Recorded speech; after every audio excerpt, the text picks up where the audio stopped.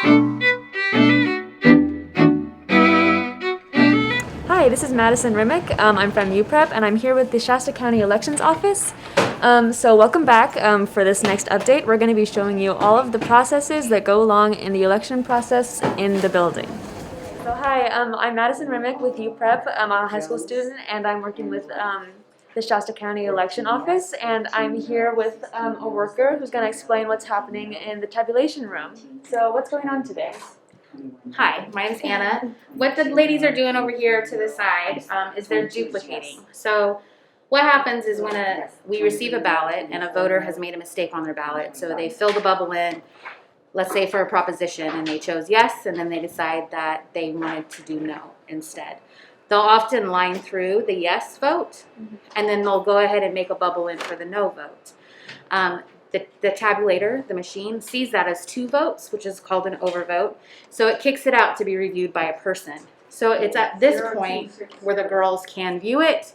They can also take care of any ballots that we receive that have been ripped or torn or had breakfast on them and they can't go through the machine. So at this point, they go through each individual ballot and they have to repeat to each other 3 separate times the votes on that ballot so that it can be duplicated to a clean ballot, which can be read through and tabulated. Each one of the ballots also receive a code. So the bad ballot, let's say somebody spilled their breakfast on that we can't tabulate, will receive a code, and then that code also gets put onto the duplicated ballot. So that if the ballots are ever questioned or anybody says, you know, how did you duplicate it, what did it look like, we can pull the spoiled or the bad ballot that had breakfast on it, and we can compare it to the clean ballot that was actually counted.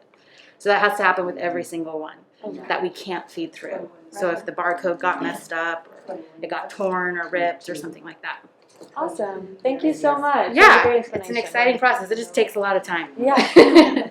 Welcome back. It is Sophie McKinnon once again. We are currently in the processing room, and Anna is going to explain the process that happens here.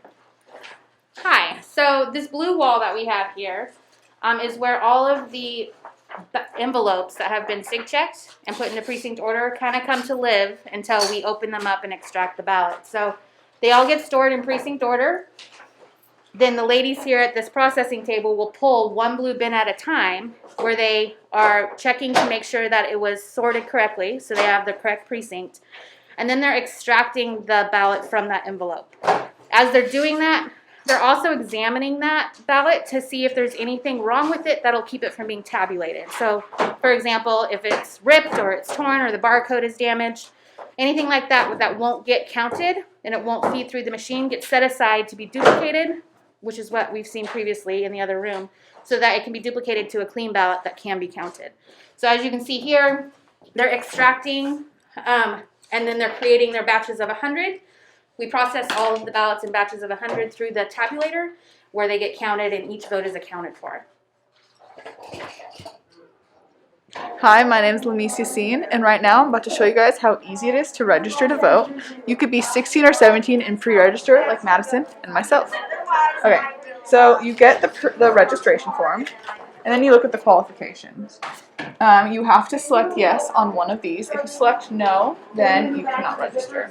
For Madison and myself, we would put I am 16 or 17 and want to pre-register. And then you'd put your legal name, some simple identification, your address, the address where you'll receive mail, your registration history, your political party reference. You have all the options. And then you just sign in and you swear or affirm that you are a U.S. citizen or you're a resident of California and at least 16 years old. This is a very simple process, and I do recommend that everyone registers to vote because it's an incredibly important process in America.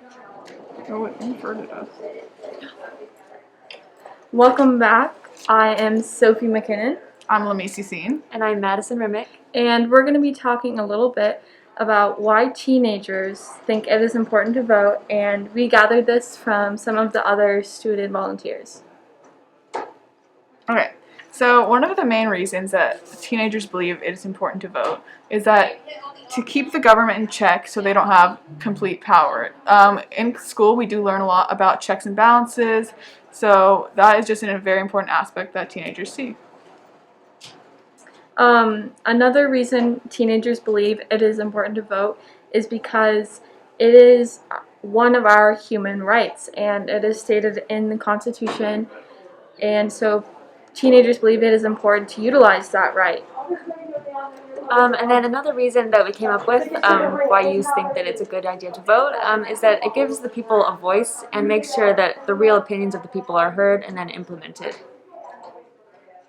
And that's it for your section on why you should vote. Hi, I'm Madison Rimick with UPrep, and I'm here at the elections office. I have Hayden here, and he's going to answer a few questions I have. So I was just wondering, how does a person become a candidate? That's a really good question. It depends on the office, and so election code goes into a lot of detail depending on what you have. So let's pick an office, for example. So to be a supervisor, that's a county office, and so they would file here, and they need to be a registered voter, and that office doesn't have any actually other real restrictions. And so a lot of people, they just need to file the correct paperwork, and then since it's a salaried position, there will be a filing fee associated with that, and they need to do that in a certain time period. Okay. Yeah. Cool. So not too many restrictions. Not too many restrictions. Awesome. So what about some other positions? Are they different or? Sure. Like judicial candidates, they need to prove, that they went to law school, they're approved by the bar, and so forth. And so we do review some credentials there, and so it's a little bit different in that aspect. It just depends on which office. Awesome. Yeah. Cool. Well, thank you so much. It's been really great talking to you. Of course. Hi, my name is Limbo Room, and right now we're in the Limbo Room. So the Limbo Room is where all the opened envelopes come. After the ballots are processed, we keep the envelopes in case in the future the ballot needs to come back. We know exactly where the envelope is. And yeah, that's really all there is to the Limbo Room. Yes, you can see they're sorted by precinct, thousands of envelopes, each envelope representing one vote. Hi, this is Madison Rimick back again in the elections office, and this concludes your sneak peek into the voting process.